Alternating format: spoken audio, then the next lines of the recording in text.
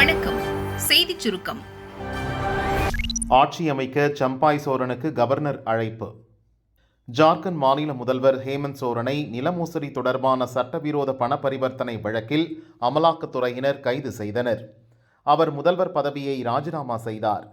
முக்தி மோர்ச்சா கட்சியின் தலைவராக சம்பாய் சோரன் தேர்வானார். இதையடுத்து தனக்கு 43க்கும் அதிகமான உறுப்பினர்கள் ஆதரவு உள்ளது. ஆட்சி அமைக்க அழைப்பு விடுக்க வேண்டுமென சம்பாய் சோரன் உரிமை கோரினார். கவர்னர் CP ராதாகிருஷ்ணன் சம்பாய் சோரனை ஆட்சி அமைக்க அழைப்பு விடுத்துள்ளார். இன்று சம்பாய் முதல்வராக பதவியேற்கிறார். முதல்வராக பதவியேற்கும் போது அவருடன் பலர் அமைச்சர்களாக பதவியேற்கலாம். சம்பாய் பதவியேற்ற நாளிலிருந்து 10 நாட்களுக்குள் சட்டமன்றத்தில் பலத்தை நிரூபிக்க வேண்டும். மயிலாடுதுறை காங்கிரசுக்கா? கூடவே கூடாது. சென்னை அறிவாலயத்தில் திமுக தேர்தல் ஒருங்கிணைப்பு குழுவின் 7வது நாள் ஆலோசனை கூட்டம் நடந்தது. அதில் சிதம்பரம், மயிலாடுதுறை நிர்வாகிகள் பங்கேற்றனர். அமைச்சர்கள் நேரு, ஏவாவேலு, உதயநிதி, தங்கம் தென்னரசு, அமைப்புச் செயலர் RS பாரதி ஆகியோர் நிர்வாகிகளிடம் கருத்து கேட்டனர். சிதம்பரம் தொகுதியில் திமுகவே போட்டியிட்டால் நன்றாக இருக்கும், எந்தவித வேற்றுமைக்கும் இடமளிக்காமல் அதிக ஓட்டு வித்தியாசத்தில் வெற்றி பெற வைப்போம். விடுதலை சிறுத்தைகள் கட்சி தலைவர் திருமாவளவன் மீண்டும் போட்டியிட்டாலும் ஏற்றுக்கொள்வோம் என சிதம்பரம் தொகுதி நிர்வாகிகள் கூறினர். மயிலாடுதுறை தொகுதி நிர்வாகிகள் கூறுகையில், வெற்றிக்காக உழைக்க தயாராக இருக்கிறோம், ஆனால் மயிலாடுதுறை தொகுதியை காங்கிரஸ் விரும்பி கேட்டாலும் கொடுக்கக்கூடாது, திமுக தான் போட்டியிட வேண்டும் என்றனர். லோக்சபா தேர்தல் காரணமாக 100 DSPக்கள் டிரான்ஸ்பர்.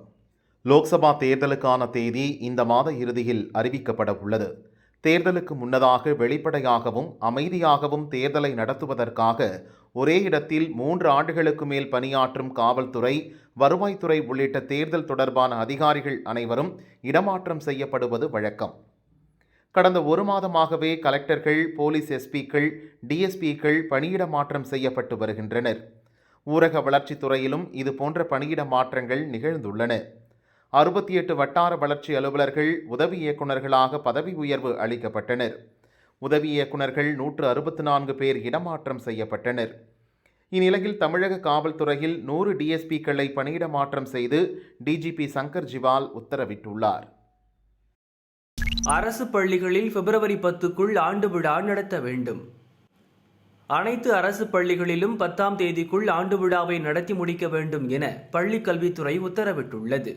முதன்மை கல்வி அலுவலர்களுக்கு பள்ளிக் கல்வி இயக்குனர் அனுப்பிய அறிக்கையில், மாணவனின் ஒட்டுமொத்த ஆளுமை திறன் வளர்ச்சிக்கு வகுப்பறை கற்றல் அனுபவங்கள் மட்டுமின்றி கல்வி இணை செயல்பாடுகள் மற்றும் புறக்கல்வி செயல்பாடுகளில் திறனை வளர்ப்பது முக்கியம். இதுபோன்ற திறமைகளை வளர்க்கும் மாணவர்கள் அதை தங்கள் பெற்றோர்கள் முன்னிலையில் வெளிப்படுத்த பள்ளி ஆண்டு விழா நல்ல வாய்ப்பாக அமையும். தமிழகம் முழுவதும் அரசு பள்ளிகளில் ஆண்டு விழா கொண்டாட நடப்பாண்டில் 15 கோடி ரூபாய் ஒதுக்கப்படும் என தெரிவித்துள்ளது. வளிமண்டல கீழடுக்கு சுழற்சியால் தமிழகத்தில் மழைக்கு வாய்ப்பு. தமிழகத்தில் தற்போது வெயில் அதிகரித்து வரும் நிலையில் ஒரு சில இடங்களில் மட்டும் லேசான மழை பெய்துள்ளது. தென் மாவட்டங்களான திருநெல்வேலி, தூத்துக்குடி பகுதிகளில் நேற்று 50 மில்லிமீட்டர் மழை பெய்துள்ளது. ஈரோட்டில் அதிகபட்சமாக 97 டிகிரி வெயில் கொளுத்தியது. சென்னை, கடலூர், மதுரை மாவட்டங்களில் இயல்பை விட 3 டிகிரி செல்சியஸ் வரை வெப்பம் அதிகரித்து காணப்பட்டது. தென்னிந்திய பகுதிகளின் மேல் நிலவும் வளிமண்டல கீழடுக்கு சுழற்சி காரணமாக இன்று தமிழகம் மற்றும் புதுச்சேரியில் ஓரிரு இடங்களில் லேசான மழை பெய்யும் என வானிலை ஆய்வு மையம் தெரிவித்துள்ளது. பல இடங்களில் காலையில் பனிமூட்டம் காணப்படும். உத்தரப்பிரதேச மாநிலம் வாரணாசியில் காசி விஸ்வநாதர் கோயிலை ஒட்டி ஞானவாபி மசூதி உள்ளது. கோயிலை இடித்து மசூதி கட்டப்பட்டதால் அந்த இடத்தை தங்களிடமே ஒப்படைக்க வேண்டும் என இந்துக்கள் தொடர்ந்த வழக்கை விசாரித்த வாரணாசி கோர்ட், மசூதி வளாகத்துக்குள் சென்று அங்குள்ள கடவுள் சிற்பங்களை வழிபட இந்துக்களுக்கு அனுமதி வழங்கி உத்தரவிட்டது. அதன்படி வியாழன் அதிகாலை 3 மணிக்கு ஞானவாபி மசூதி வளாகத்தில் தெற்குப்புற பாதாள அறையில் பூஜைகள் நடந்தது. காசி விஸ்வநாதர் கோயில் அர்ச்சகர்கள் பூஜைகளை செய்தனர். அதைத் தொடர்ந்து மாலையில் நூற்றுக்கணக்கான இந்துக்கள் மசூதி வளாகத்தில் குவிந்தனர். தெற்குப்புற பாதாள அறைக்கு சென்று சாமி தரிசனம் செய்தனர். இது ஒரு அற்புதமான உணர்வு. இதற்காகத்தான் நீண்ட காலமாக நாங்கள் காத்திருந்தோம். எங்கள் நம்பிக்கை வீண் போகவில்லை. வரும் நாட்களில் நிறைய பக்தர்கள் வருவார்கள். பாதுகாப்பு ஏற்பாடுகளை மாவட்ட நிர்வாகம் நல்லபடியாக செய்ய வேண்டும் என பக்தர்கள் கூறினர். नाम पड़ेगा आपका? अभिषेक शर्मा।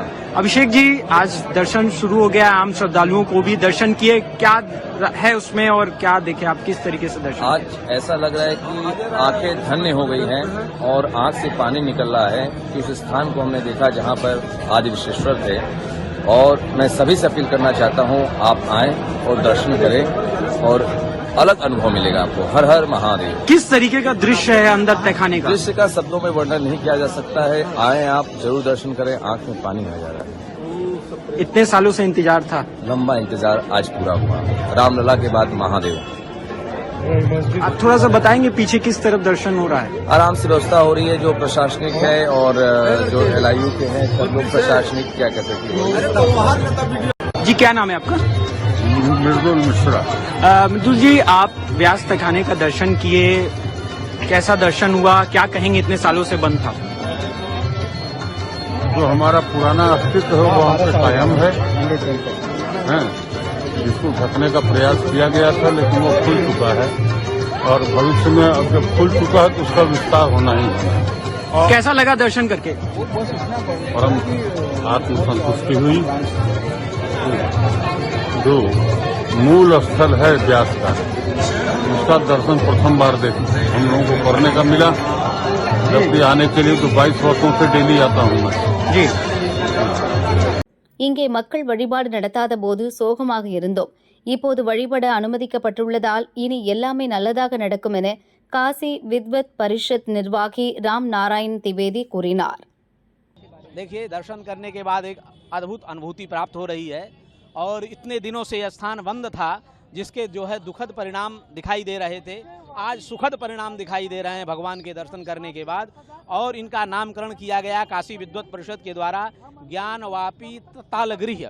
इस तालगृह में विराजमान जो विष्णु के अवतार भगवान श्री राम, भगवान विष्णु की मूर्ति मिली है, हनुमान जी हैं, इसलिए आज से वहाँ अखंड रामायण का पाठ भी बैठा दिया गया है। भोग आरती शुरू हो गई है और सभी हिंदू भाइयों के लिए दर्शन, झांकी दर्शन प्रारंभ हो गई है। आगे शेष न्यायालय के अनुसार अन्य विधियां भी शुरू हो जाएंगी। ज्ञान का मतलब होता है, आप समझ रहे हैं, ज्ञान मतलब शिक्षा, जो ज्ञान का भंडार है उसका वापी है कुआं। वापी माने कुआं, ज्ञान का कूप है और अंतर तालगृह है। तो तालगृह में विराजमान ज्ञान के जो दाता हैं हनुमान जी हैं, राम जी हैं और भगवान विष्णु हैं, इसीलिए इसका नाम तहखाना नहीं ज्ञानवापी ताल मंदिर है और ये ज्ञानवापी मंदिर है।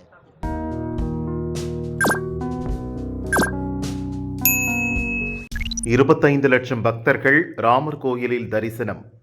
அயோத்தியில் ராமர் கோயில் கும்பாபிஷேக விழா ஜனவரி 22ஆம் தேதி நடந்தது. விழா நிறைவடைந்த மறுநாள் முதல் பக்தர்கள் தரிசனத்திற்காக அனுமதிக்கப்பட்டனர். ராமரை தரிசிக்க வெளிமாநிலங்கள் மட்டுமின்றி வெளிநாடுகளில் இருந்தும் தினமும் லட்சக்கணக்கான பக்தர்கள் குவிகின்றனர். கும்பாபிஷேகம் நிறைவடைந்து 11 நாட்கள் கடந்த நிலையில் இதுவரை 25 லட்சம் பக்தர்கள் வழிபட்டுள்ளதாக கோயில் நிர்வாகம் தெரிவித்துள்ளது. பக்தர்கள் 8 கோடி ரூபாய் வரை காணிக்கையாக செலுத்தியுள்ளனர். கோயில் பெயரில் காசோலை மற்றும் ஆன்லைன் வாயிலாக 3.50 கோடி ரூபாயை பக்தர்கள் காணிக்கையாக அளித்துள்ளதாக கோயில் நிர்வாகத்தினர் கூறியுள்ளனர்.